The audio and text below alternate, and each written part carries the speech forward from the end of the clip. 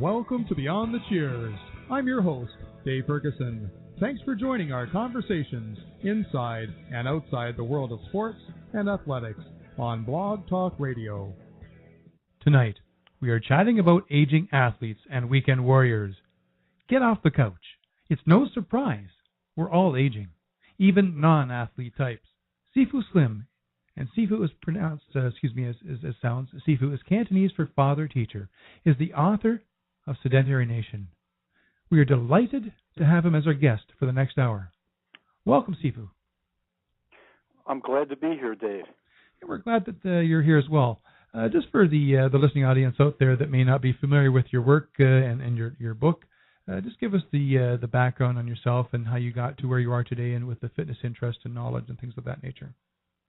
Yeah, I am not a very wealthy retired athlete living the good life and playing pool with my pals. I am a writer, age 50. I've done fitness. I'm more of an athlete who's a fitness person who does athletics than vice versa. So I'm kind of wired a little bit more like Jack LaLanne, where you kind of do the right thing by your body and your mind, and then you pass that gift on to others. That's a little bit of a background on my fitness and athleticism. Mm-hmm.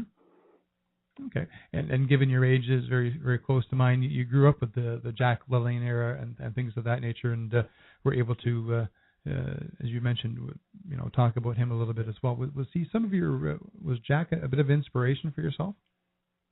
Yeah, I would guess that anyone who tuned in to watch him was mesmerized by his gift of communication skills and his physical prowess. At his height, it's very, very funny that both he and Bruce Lee were born in the same area, outside of San Francisco. Bruce was born in San Francisco. They're both about the same height, about the same weight. Jack is a little bit more of a medium build. Bruce is actually a thinner variety, kind of like me. I'm just a stretched out version.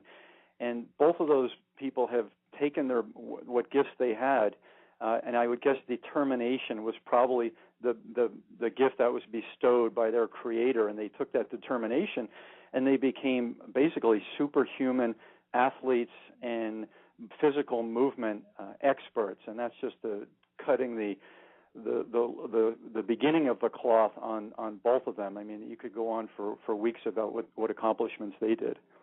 And then Bruce Lee, you touched upon someone that was near and dear to my heart growing up. I idolized Bruce Lee and watched all the movies and did a lot of the martial arts back in my day as well. And it was a sad day upon his passing. And we still look back on the movies with in awe of, as you mentioned, the movements and how physically fit this gentleman was, given his size. Yeah, and he's so fast they had to film him at a different film rate so people could see the hand movement, going past someone's face. It was so fast they had to slow the film down. And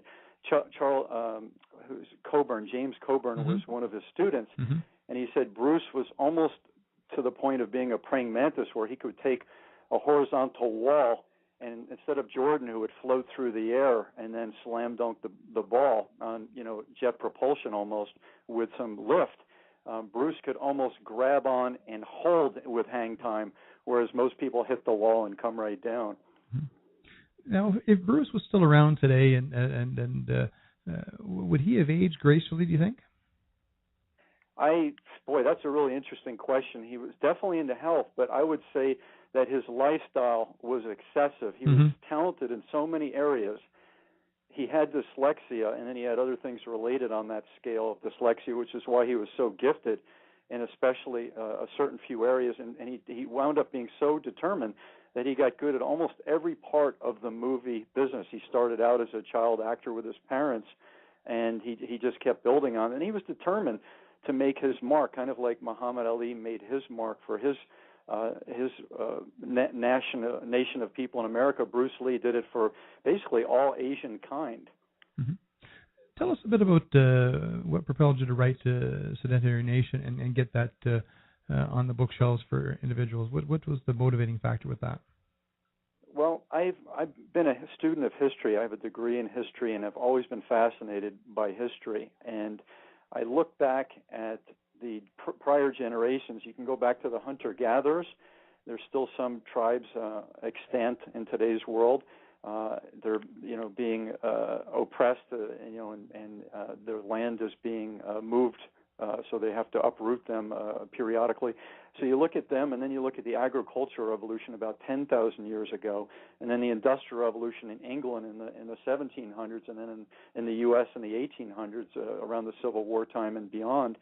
And you see that no matter how hard life was for these people, the prior generations of humankind, Neanderthals, Homo sapiens, and you can go all the way back, they were moving on a regular basis, just like animals move. Very few animals are sedentary. The sloth actually does some movement. He takes him a long time to get to where he's going, but he's hanging, he's moving through to feed himself. And so that's what humans mainly moved for, was food. And then when the modern era came about and food started to become more convenient, you still had some industrial and farming jobs, and your local plumber, he's moving, your chiropractor, she's moving.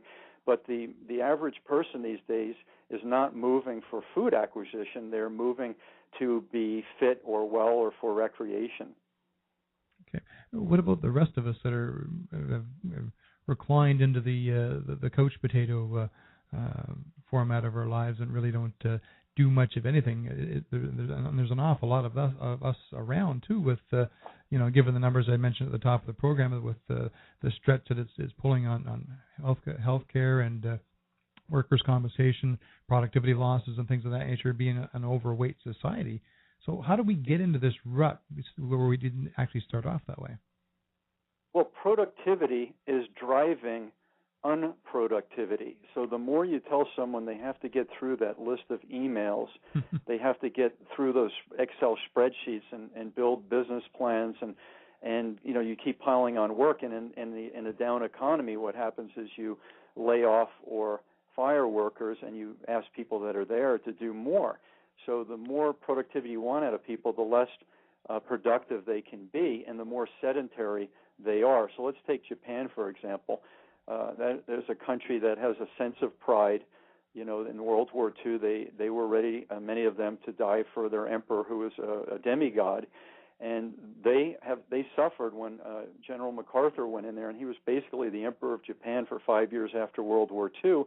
He helped rebuild their economy, but with their excessive traits of work, they became, leaders of industry. Very small country becoming leaders of industry. You can think of Sony and all of Nippon Steel, all of these companies, and they became sedentary. And so you think of Asians doing Tai Chi. Mm-hmm. What I found in my research is that in China, which is one of the main countries you think of when you think of Tai Chi, I asked someone who was growing up there, so in the 40s through 70s, when she lived there, I said, how many people were doing a Tai Chi or a martial art? And she said less than 10%. Wow. And I said, what's the reason? And can you guess the reason, Dave? Take a guess. They're too consumed with work. That's part of it. The Family Feud answer on this one would be it's because they needed to conserve calories because they were starving. Wow. So if you had to pick between being sedentary and disgruntled and having biomechanical impairments and starving, what would you choose? Well, those people chose to conserve their energy and get through their day, so they weren't releasing and connecting mind to body with Tai Chi and martial arts. They were trying to not burn calories. Wow, that's just completely blowing my my image of the Asian culture, because I still have this vision even today, that a lot of those individuals do practice martial arts and Tai Chi because of the art form and things of that nature. But you're saying at 10%, my goodness, that really boggles the mind. Yep, and then we'll go to Japan, and they have a word called Karōshi, mm-hmm. which means death by overwork. Now, I don't know if that was we ever had in the Anglophile countries, or I speak French and Spanish. I've never heard of a word that means death by overwork. You have to use a phrase. But in Japan, they have that word, and I actually should find out when that word came about. But I was in France last summer, and I met a young student who's an exchange student in England, and he's from Japan. And I said, have you ever heard about the word Karōshi, death by overwork? And he says, everyone, and here's a young adolescent. He said, everyone in Japan knows that word. That came right out of him. And I said, can you give me an example? He said, well, my father had to leave his work because of, he was almost to the point of Karōshi. His father was in his late 30s, and his father was suffering high blood pressure, heart palpitations, stress, in the neck and the body was stiff, and not being able to concentrate. And so he shared this with me, a young father. I said, how many days a week was your father working? And he said 6.5 to 7, and 10 to 12-hour days. And then he'd come home and he would do more work at home. And I said, what was your father's occupation? And this is the kicker. He said he's a physician. Oh, my gosh.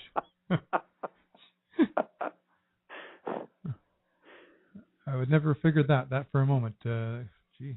A physician as well. So for many of us then, Karōshi, that's a very interesting term. I have to look that up as to find the origin of that. That's very interesting. Just one word, really encaptures the whole phrase, if you will. What about for us here in North America, being overweight and obese society and really taxing our health care and things of that nature?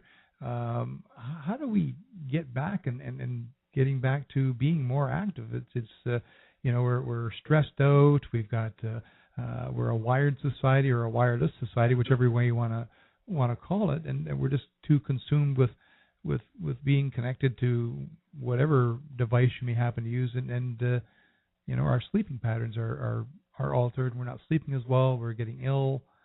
How do we turn that around? The biggest driver of my book that I don't think is being expressed as much in other wellness books, Sedentary Nation, while I was in the midst of writing my first few chapters, I started asking myself questions, and then I ran some of these by people that I knew in their fields to see, because you can judge trends much more quickly through anecdotal experience because research takes years. So if you want to find a new trend, you might ask people and see what anecdotal evidence and experiential evidence they can share. So I started asking people who have a degree in psychology and are treating people as a psychological counselor. I said, what are the big problems that you're seeing? And they said sleep-related disorders. And so this goes back to 2008 when I started Sedentary Nation. And I said, okay, that's interesting because I'm saying that sleep disorders are being driven by being overburdened, trying to do too much, and not doing physical recreation. I am not pushing hardcore gym workouts, get it in quick, get your sweat, do high intensity, take your shower, and then go back to work. I'm really pushing for a more natural lifestyle. And even farming, if you're working 10 or 12-hour days of heavy work, it's really, you compare that to the hunter-gatherers who, when they had food supply and they weren't being invaded and, having to rebuild their homes and their teepees and what have you on a weekly basis, when they had good things happening to them and climate was cooperating, the anthropologists and the archaeologists suggest that they worked in food acquisition about an 18-hour week. So that left them a lot of time to raise their children, to go wander the hillsides, to rest, to dance, to celebrate life, to work on their arts and crafts, and fix their spears and their bows, and get to know, men and women get to know each other, and the tribal council to teach the adolescents, how to live, and everyone helping out raise the kids. So it's not a perfect, easy life, but, because you have the elements to deal with, you have lots of things to deal with, but it's what I would consider a less stressful life when you have food. Even if we have food in our lives, we still have a lot to take care of. Let's take your 3-bedroom, 2-bath house and your automobiles and your iPhones and your computers and your kids at school and their braces. I mean, it's a never-ending day. I mean, there's always things that we could be doing, and so I'm saying that we're overburdened because we're potentially not living what I would consider historically a natural existence. So maybe on one hand, it would be fair to say that we've evolved technologically wise, perhaps in that regard, but there's other ways we haven't really evolved. In fact, we've digressed in some aspects when you take a look at it that way, versus the hunter and gatherers. Yeah, I mean, if you look at satisfaction, you can. I mean, I live in Santa Barbara. We have, a very high percentage of super wealthy. Oprah bought one of the wealthiest homes here about 6-7 years ago in the 50 million range, and so we have and she had a personal trainer, and I read his book, and he did a great job for her in the time that she allotted, and she's done a great job for her career and for many people, and she's done a top job. But her schedule was so packed that everything had to be scheduled down to the minute. So the personal trainer could not, chit chat with her beforehand and go take a walk with her afterwards on a regular basis, and so she could really get to know that lifestyle. She had to use him as more of a resource, and what can he do for me with this 45 minutes or an hour and 20 that I have right now? And in his book, he says that I had to bottom line Oprah at one point because she was missing her appointments, and I said, it's not just wasting my time, it's wasting the whole energy that we put towards putting this program together. It's really kind of denouncing it. So it's tricky. The more responsibility, hopefully the more income that you generate and the more benefit you can bring to people that you're helping with your product or service, but you're also asking your heart and your mind to do a lot more, and you may not be giving it rest, and in the end you may be dissatisfied. So you're basically trying to maintain your schedule and all the things that you do in a 24-hour day, and you're using a shoehorn to wedge some form of physical activity or training in order to keep that component. It's almost like, okay, here's all I've got left, and let's put that in there and see if it works. It's kind of sad. Yeah, that's very accurate, Dave. And the other thing is people, if you look at the life before electricity, and even after electricity for many people that were brought up without electricity in the early 1900s, and actually electricity didn't make it across all of the rural parts of the United States, especially the north, below Canada states, until the 1970s in some of the rural areas. So there were people, living off of candles and lanterns and maybe generators. And so those people historically, and hunter-gatherers as well, except for if they were celebrating some sort of certain occasion, dancing till 2 in the morning or something like that. Historically, what the records are showing is that people went to sleep within a few hours after dinner. And when you do that, you're programming yourself, if you sleep 8 hours, to get up. 10 plus 8 gets you up at 6 in the morning. 9 plus 8 gets you up at 5 in the morning. And so the earlier you go to bed, the more it's driving you to get up early. And getting up early, there are less distractions. Even for the hunter-gatherer village, you have the kids maybe getting up a little late, but the hunter going out to hunt and maybe grab some grubs and roots in the gathering. The women tended to do more of that. They were getting up early to go get their breakfast when they weren't, preserving their food. And so that got them up, moving right away, and having some peace out in nature. Being around nature, being around animals is a very soothing thing. They know that people in hospitals that have pets, for example, or plants near them tend to heal more quickly. So I take some of those lessons of the hunter-gatherers and even the farmers, when I'm not talking about agribusiness, but historic family farms. And you take some of those lessons of connecting with nature and with animals and the out of doors, and you say, how do I do that in my busy suburban or urban lifestyle? And I say, get up early, go to sleep early, and that's what seniors do. They tend to go to sleep early and get up early, and you have less distractions. You get in your physical activity, and then you're done with the hard part of the physical activity, so you don't wait until 6 o'clock when work is done to try to run to the gym and pack more in, and that's when people tend to blow off fitness when they're tired and exhausted at the end of the day. Very good. Good point. I like that. Get up in the early part of the morning, get your physical activity done then you can move on with the rest of your day. So I think that's a great way to schedule that thing, schedule some physical activity a little bit more properly in an active and busy lifestyle. We're talking to Sifu Slim, author of Sedentary Nation, and we're talking about the aging athlete, weekend warrior, and a lot of other things we're going to be getting into, such as fad, some exercise routines, and things of around that topic as well. In the first segment, very interesting segment, in the first part of the show, we talked a bit about how Sifu got where he is today with not being the Arnold Schwarzenegger type of individual, but going into getting into fitness and more of a historian and following things of that nature, and coming out with the book a few years ago, Sedentary Nation, and I think it's a good copy of something you should read. A lot of good information in that book as well.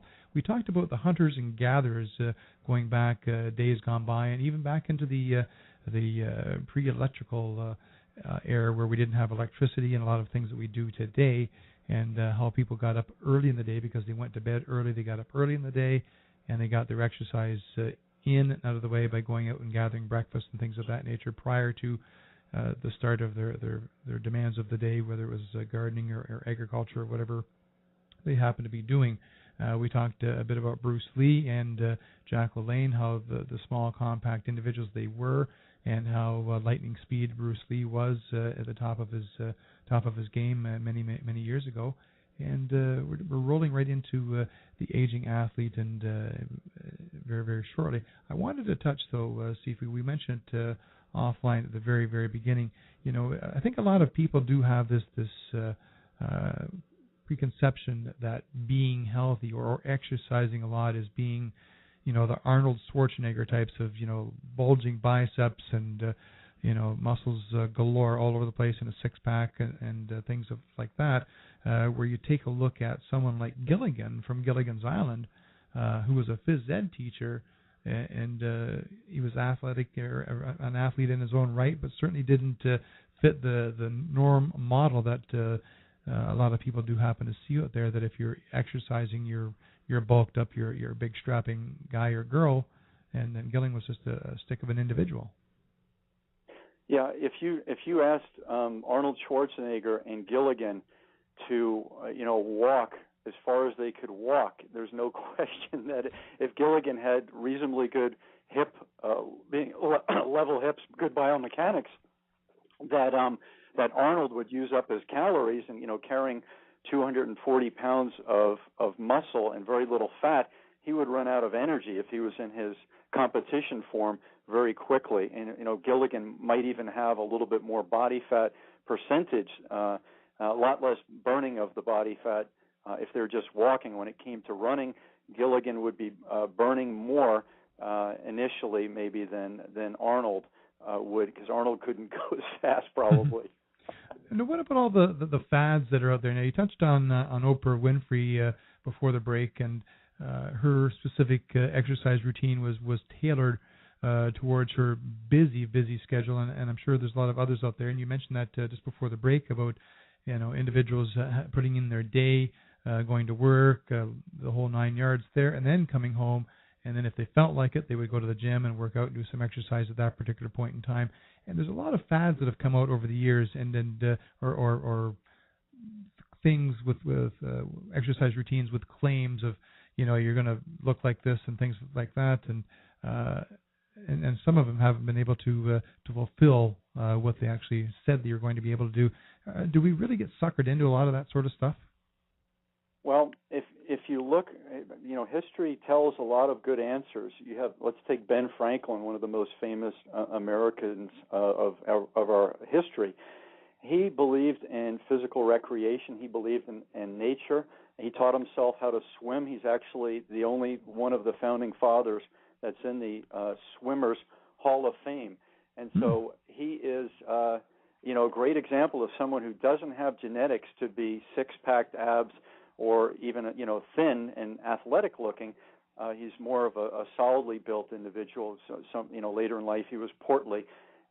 But you look at what he did with, you're pumping oxygen into your brain the more you move your body. Now there are people who are Zen masters that claim to have that ability, even if they're sitting in a yoga position, and bless them, because I haven't been able to do that. I certainly haven't spent 20 years trying to learn that, but I know how easy it is once you do get fit to maintain it, and that's the key. That's what my side of the equation is all about. MaintenanceWorkout.com is all about get fit, And it's going to be hard for some people, harder than some for others.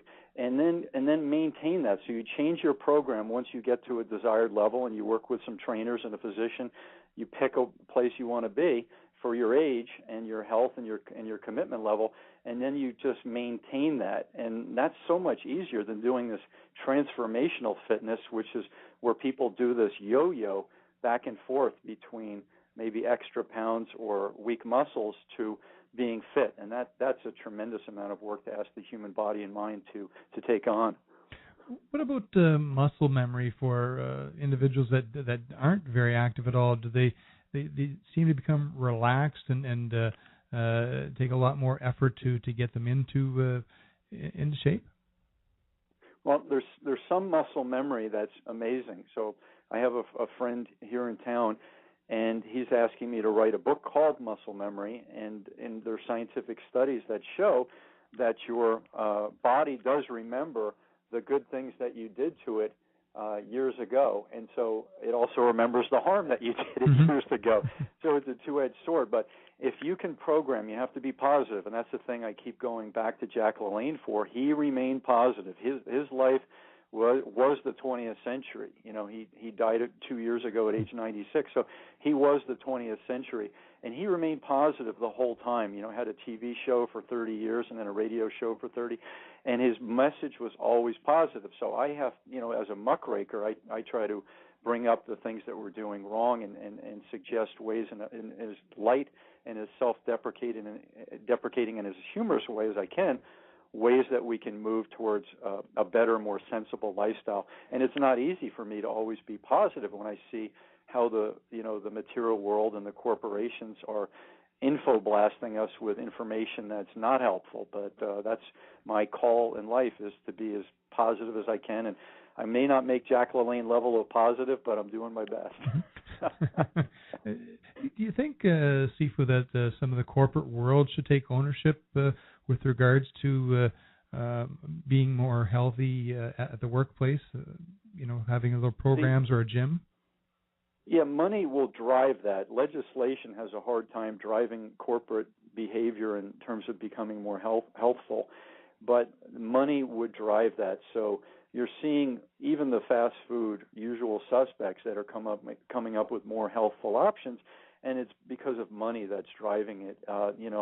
I'm sure if the board members could make the most money between a good and a bad, and they were both addicting. I mean, a good salad, a good chocolate bar with healthful products, that's fine. If those are what people really are clamoring for, and they're paying for it, and there's the profit margin is the same, the corporations will go to that direction. But it's been so easy to have food science mix fat, salt, and sugar in the 20th century, and then people in a bag of chips, they can't get enough, and they eat the whole bag of chips, and that's what's driving them. Brain chemistry and habit are the two main factors of what's driving them.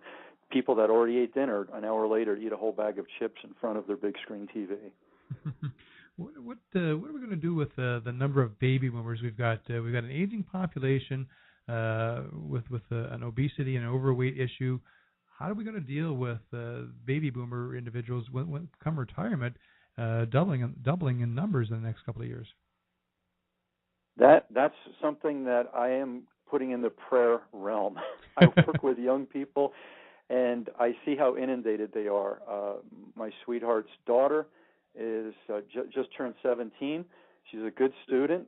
She swims every day in PE class, but her schedule is much busier than mine was when I was in high school. And I'm saddened by it. We're asking people to do more. The pressure to get into college has never been greater. The expense of being in college and living has never been greater. And the prospects for having a 40-year career have never been lower than now in the last 80 years. So that, the 1930s through now, you take our last 10, and they're probably the most challenging for having a 30 or 40-year career and being able to afford your lifestyle, and then also living on your own, trying to make it on your own. We have the highest percentage of people living on their own, and probably in the history of mankind, people weren't hermits, and we're hermiting ourselves away, divorced people and seniors without a partner, living on their own, doing their own thing.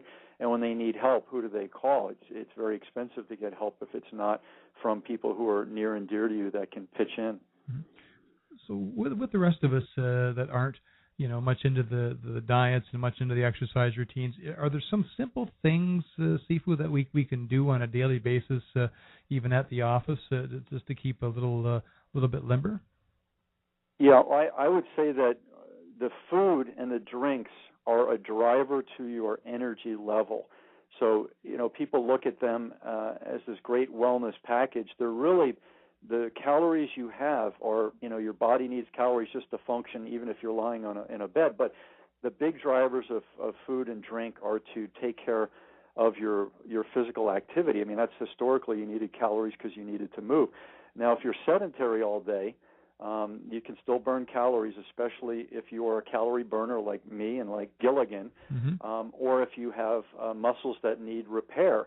So you go out and you do your exercise, and your muscles say, okay, repair me. I need to rebuild cells and those types of things. So that food and the liquid that you're putting in your body are the important drivers for that. So what I have right in front of me right now, I am not a purchaser of drinks of almost any kind. I was in prior parts of my life, but now I've gone to my current fad, which is filtered water, and I even leave the top. I have a whole section of glass bottles, and they're the best. Even steel is not as good because it has nickel in it. And I have all of these open on my kitchen counter to be used a day later, and even the chlorine, after it's been through a filter, there's still presence of chlorine, and that's a real harmful substance. In your shower, it's just as bad. You don't want that, but I can't do everything perfect. So I'm saying, okay, get my drink down. So I drink filtered water. I squeeze a half a lemon, a good sized lemon. That's like, let's say almost the size of let's say 2 eggs would be the size of the lemons I'm using. Fortunately, Santa Barbara has tons of lemons. And then I put once those are squeezed, I cut the lemon out of its covering, and I put that right in there. And then I put a little bit of cinnamon. You don't want to go too heavy on the cinnamon. You should read up on cinnamon and see if it works for you. But that's my drink, and I'll drink 2 of these that are the size of the label's removed from it, but it's this probably about 35 ounces. I drink 2 of those approximately every day, and that's what's driving my drink. And I'll let you jump in here. I went quite a bit there. That's fine. Now, what about the individuals that were athletes and they had the drill sergeant coach, and they had everything in a routine from pretty much from school to high school to college, university sports, and then on to professional sports. How does this affect them if they're not able to continue with specifics? Having that person just drilling it into you've got to do this every day on a daily ritual, and then all of a sudden they've retired, they've hung up the cleats, the skates, or whatever the case may be, and now they're into some other part of their life. Do many of them continue with that? That's the ultimate question, and that's what the aging athlete is asking athletes, mostly people that are still fit, I'm asking, but also some that let themselves go. And there are many reasons they let themselves go. I don't want to discount anyone's spirituality, personality, etc., but I'll share some of what they've told me. But I did want to add for any of your listeners and bloggers, if they want to comment on anything we're sharing today, they could go to Sifu, S-I-F-U, Slim.com, and there's a blog connected to that website if they'd like to share some of their impressions on some of the discussions we're having. And then the books, SedentaryNation.com and TheAgingAthlete.com are 2 other websites. They can see some of what I'm attempting to do with the information that I have. So your question about these aging athletes, and this will take us right back to Asia and how many people were practicing Tai Chi and martial arts in the famine era, and in many cases in Asia, food is not in abundance and life is tough.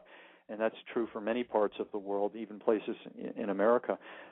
So these aging athletes from all over the world that competed at a high level, perhaps world class, what happens to them when they hang up their skates, their cleats, or their ballet shoes or their race car. Race car drivers now are very fit people, and maybe they were in the 70s, but it's become, where you have a personal trainer if you are a sports car driver, a race car driver. And so what happens to these people, whether they're 22 or 48, when they finally hang up their competitive spirit and they're done with the drill sergeant in the Marines or the coach on the Olympic team? What happens to them? And so I asked the first person I interviewed, who's on my website, theagingathlete.com. He was the number 4 draft pick in 1966, and he is a large offensive lineman whose claim to fame in the it was 1970. It's on my website. He in his front line had the least sacks. I think in a whole season for the 49ers, they allowed 10 sacks. So his claim to fame would be that in his athletic era. So I asked him, his name is Randy Beisler, another German name, like my real name is a German name also. And he's up in Northern California, and I met him at a gym. And his fitness is his recreation. He does tennis a couple times a week, but he's in the gym 5 days a week, with machines and weights and the life cycle and these types of things. And I said, when you go to the reunions with people from the 60s and 70s, the golf tournaments, et cetera, how many of those aging athletes that you run into are still fit? And this takes us right back to the 10%, and that's the number he gave me, is 10% of them are still fit. So we talked about that at length, and if you'd like to ask another question, go ahead, because I could keep going with that one. I'd like you to continue on with that. That's very interesting. You can even talk about, get into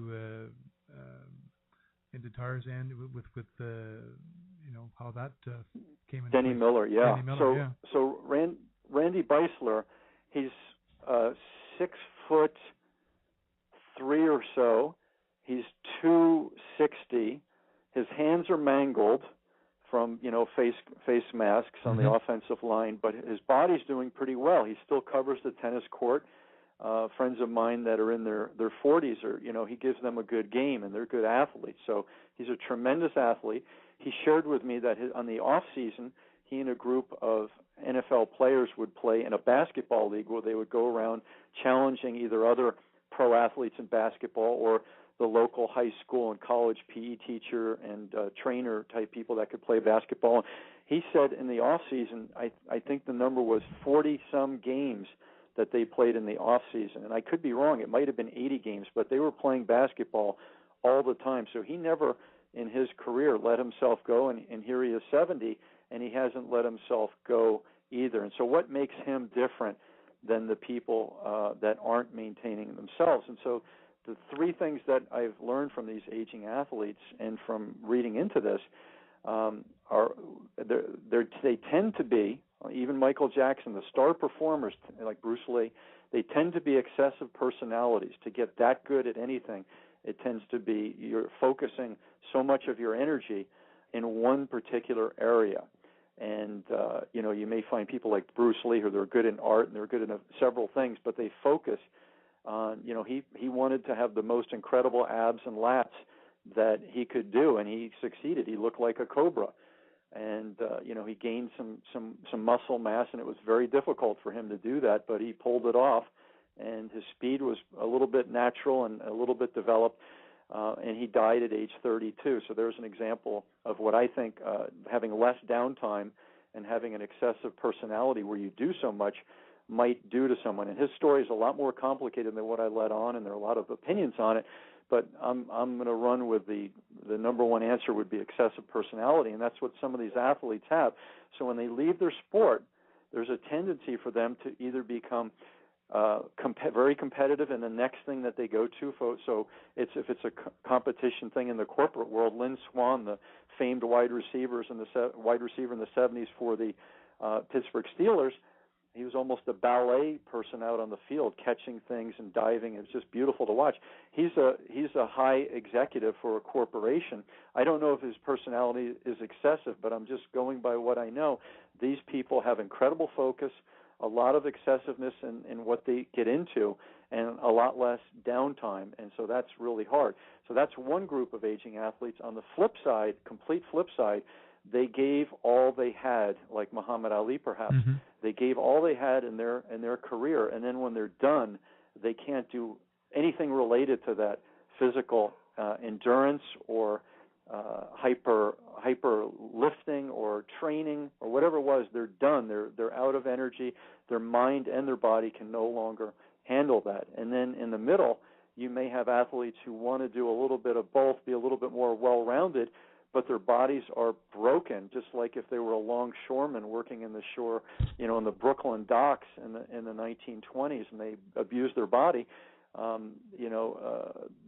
Dan Fouts comes to mind. I heard him speaking on the radio about all of his surgeries when he was a quarterback, and afterwards. He's a very intelligent person, and he gave a great show on the CommonwealthClub.org radio show, and he talked about all of his surgeries. And I don't know how fit and well he is, but lots of these people who are trying to maintain their bones and their joints and their neck and their surgery scars are too hard for them to do it. There's too much pain, and they're on medication and these types of things. So there are many different facets of the aging athlete, and it's a very interesting topic. And I hope this helps people maybe not be so excessive with their body and their work ethic. And certainly in a number of those cases, even Muhammad Ali and others, certainly injuries and other debilitating diseases or things have entered their lives to contribute to their demise and health as they go forward and as they begin to start aging.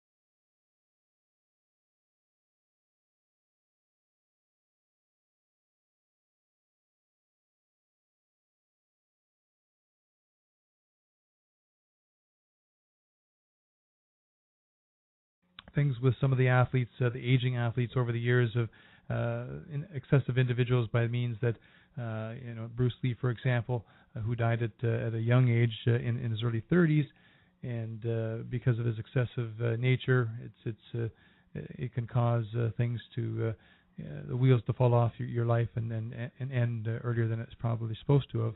And I think that could be the cause for a lot of these individuals. Not the question, or excuse me, the statement was from Sifu is about being not too excessive when you're being an athlete type of individual, and even we could take that into the weekend warrior. I'm guessing Sifu that weekend warriors might have the same sort of excessive nature as well. I would agree with you. I gave a presentation where I showed on a field. I'm not sure if this person. Oh yeah, he did have a football. And this person was running with still training, and he had a cast on his arm, and he was a medium build, kind of not a Schwarzenegger width and weight, but he was one of those builds that can put on muscle, a solidly built Caucasian person, and he had a cast on his arm. And in the talk that I shared, I said, this is what I would call a mondo, M-O-N-D-O athlete, and the backcountry skiers who hike up mountains for miles, and then they get to the top and they go off these ravines. They're called mondo skiers. And so these mondo athletes, I don't know if it's just adrenaline rush or competition, what's driving them to push their bodies. Here's a person training full steam with a cast on his arm, and then in the next slide I showed someone being wheeled, at high speed. How that photography can show the movement, the colors being blurred, on a stretcher into the emergency room. And I said, does being a mondo athlete equal the emergency room? And so one of the people in the room is a highly compensated, very gifted personal trainer to regular people, but she herself is a former bodybuilder and is a very sophisticated trainer. And she said, well, why does that mondo person have to be related to the emergency room? And I said, I'm looking at the history of all the stories that I've heard since I was a little guy, and for some reason I've always factored in on the blackboard of my mind injury and how to prevent that. I do not like being injured. I've been injured a lot, but I haven't had any surgeries due to an injury, and I'm very thankful for it. But I have played some high impact stuff. I just retired at age 50 from Brazilian Jiu-Jitsu, and that, let me tell you, is a way to turn your body into a pretzel. But it's not as hard on the body as something like football or bobsledding. You fall off a bobsled and you're dead. Jiu-jitsu, not too many people die from that unless they don't tap out when they're being choked. But these, this excessive personality, it happens in almost every field that we're in. There's alcoholics that can't stop. There are fitness people that can't stop. There are philanderers that can't stop. So how do you draw the line? And that's a question I'm asking people. How do they, the people that are somewhat balanced, how do you draw the line? What is it in your brain chemistry and your background that allows you to do that?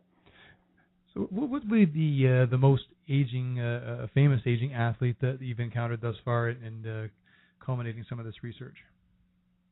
Well, I'm going to start with one of my first interviews. He's in Park City, Utah. I was at a post office in Park City, Utah 2 Christmases ago, and I saw this person in line. He had a military-type hat on, and he had a camouflage shirt, and he was more of a build like me, with some little bit more muscle on. And I said, this guy looks like an endurance athlete, and he's still doing his push-ups and what have you. I'm gonna ask him. So I went up and asked him, and I said, I'm writing a book called The Aging Athlete, and he said, do you want to interview me? And I, right off the bat, I said, sure.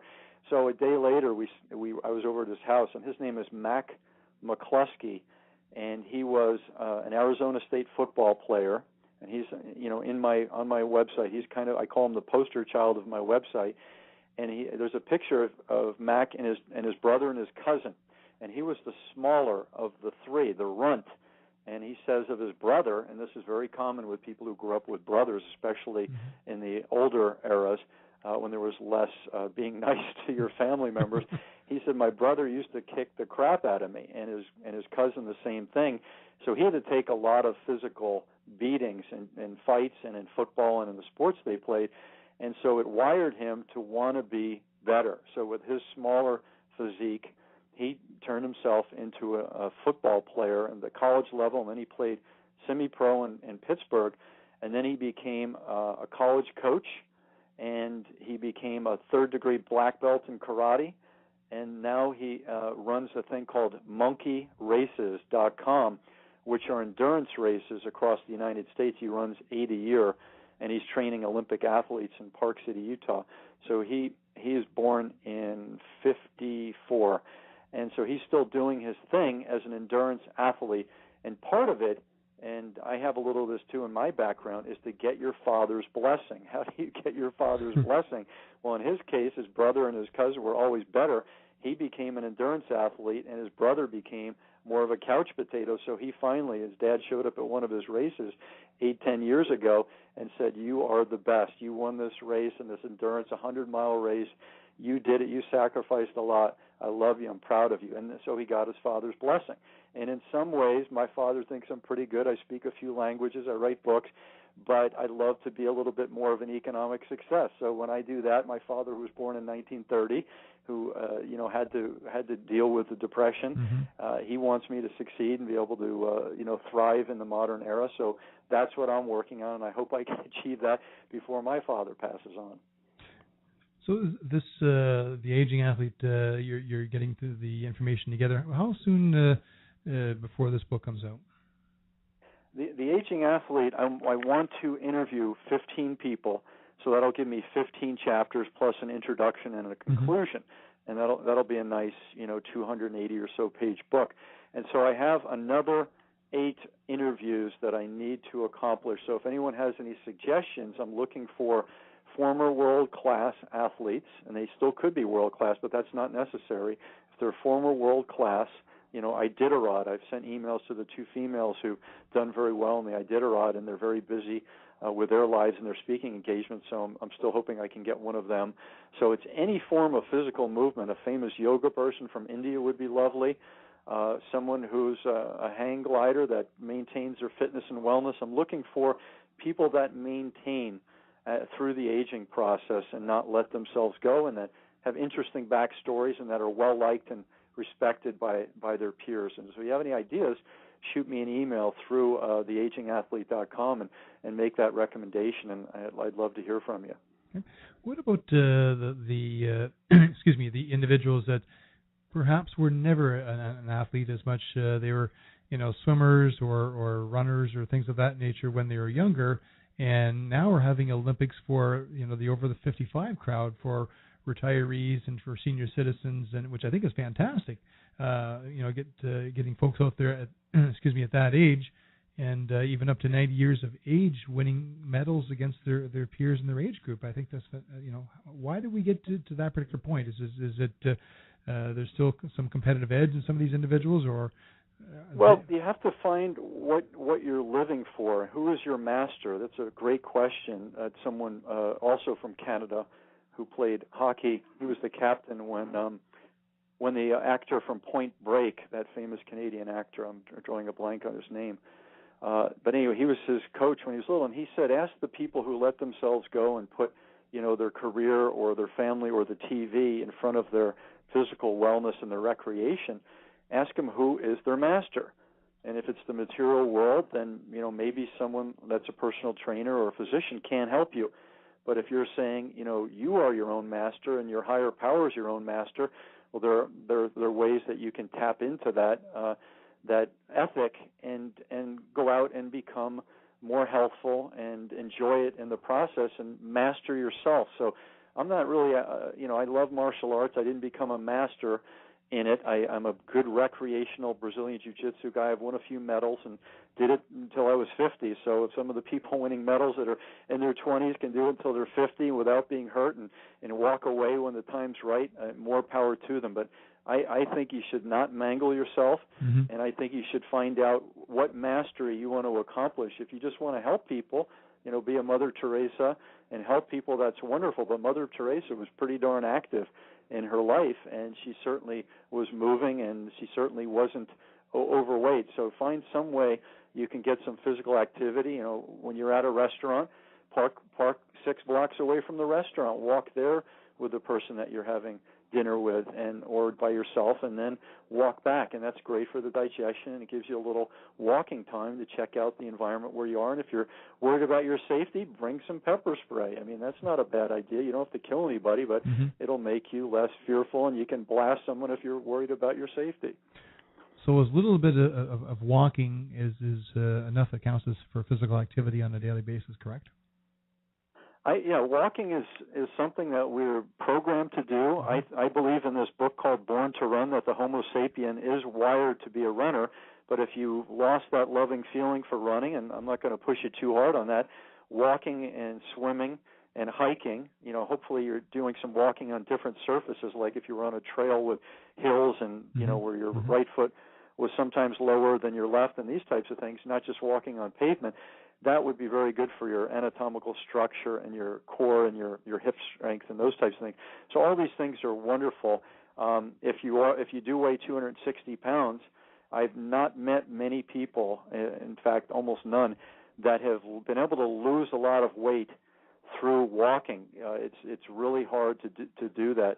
Now, if you walk and you do some type of a juice fast, and I'm not advising people to do these without their doctor's approval and their doctor's monitoring, but there are many good documentaries on TV. One that comes to mind is May I Be Frank, and it's about this individual who let himself go and became obese and didn't have any reason to live and wasn't very proud of his life. And he meets these vegans in San Francisco who are in their early 20s, and they film a documentary about how they help him transform himself. And he was so excessive in his kind of druggy and alcohol and poor eating state, and maybe not treating his friends and family the way he should have, that he didn't really have any reason to live. And now his reason to live, he's fit, he's attractive, he's in his late 50s, early 60s, and he's going around speaking about his transformation. And that speaking is what propels him to, he's found his calling of what propels him to maintain himself. It's sharing his message with other people. And I'm hoping I can tap into that and continue to tap into it, because that's giving me a good meaning for my life. I don't have kids, so less people need me than many other people, but I'm hoping that I can help out certain members of society with kind of the Jack LaLanne / Bruce Lee / George Carlin, a little bit of self-deprecation, a little bit of satire, like George Carlin, the comedian, and that would make me propel me into my aging years with some meaning. Mm-hmm. Keanu Reeves is the person you were looking for that Point Break movie? Correct. Keanu Reeves was a great hockey player as a junior, and my friend Al Marceline was his captain back in Canada when they were kids. And Al's dad was a black person, and so Al's mulatto hockey player, and his dad, who never played hockey, turned out to be one of the most beloved father coaches for these kids when they were juniors. And it was based on learning how to coach and believing in these kids and being a good mentor. Mm-hmm. And now Al Marceline is in the wellness business, and he and I both started out in the financial business. And now he's in the wellness business as I am, and you could look him up on the internet and connect with him. Okay. We're running near the end of the show, Sifu, and I want to make sure that we've covered everything we were supposed to cover in the last 60 minutes. We've touched on a lot of ground. Is there any words of advice that you'd like to leave our listeners with? Yeah, I mean, you can talk to your ancestors even if they're not here in the physical form anymore. And I tap into their generation. Like my mother's mother was one of the best people I had met through my family in my lifetime. And my father, who's not, of course, blood related to her, also says the same thing. So I seek her wisdom. She spent a lot of time with our family in the 60s and 70s and passed away in the mid-80s. But I tap into her because she kept it positive. She was always helping people. She always had good spirits. She lived through some tough times. She had the horrible arthritis in her hands and her feet, never complained about it, always was willing to make a dinner for someone who needed it and pick them up and drive them to church and help babysit us kids. So I say I'm going to tap into the prior generation, and if someone can tap into God and any of their spiritual and their ministers and those types of things, more power to them. My grandmother is kind of my angel, and I tap into that, and she keeps me going and doing the right thing. And that's the goal, is do the right thing by yourself, and then you'll have enough energy and foresight to do the right thing by others as well. Very well put. Where can individuals find you, Sifu? I know we rattled a few websites off during the course of the show. Just can we list them all out again, just to make sure that people have those? Yeah, the book I'm currently seeking interviews for is The Aging Athlete, and that's available at theagingathlete.com. So I need a few more interviews, and then I'll publish that book.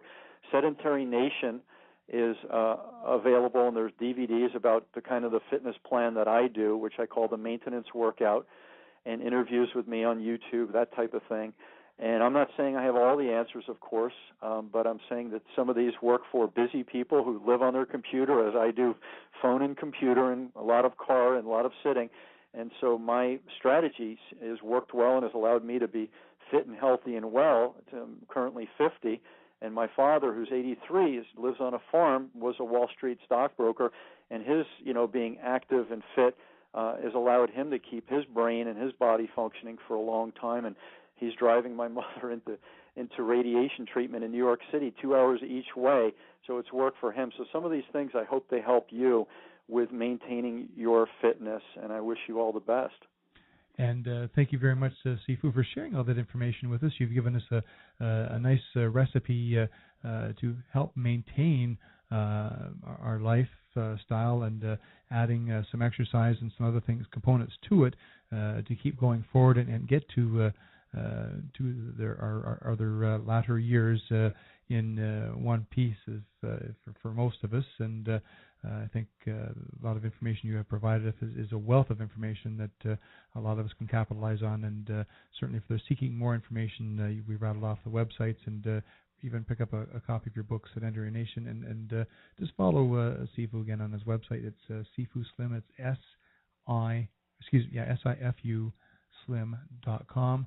And you can find out a lot of things and information there with regards and they could weigh in on the blog as Sure. well. SifuSlim.com, unfortunately, is the only blog that I currently have. But if they're not interested in sending an email about an athlete or something along those lines that I should interview, the best place to leave a comment. And I'm asking people to use decorum and to be friendly and open, because I don't, of course, have all the answers, but I'd love to hear people's opinions and sharing their wisdom with me. Absolutely. And I want to encourage everybody to do that if you're looking for more information and want to reach out to Sifu in some way, shape, or form. Thanks, Sifu, for joining us on the Beyond the Cheers. Really enjoyed having you, and love to have you back again at some particular point in time as well.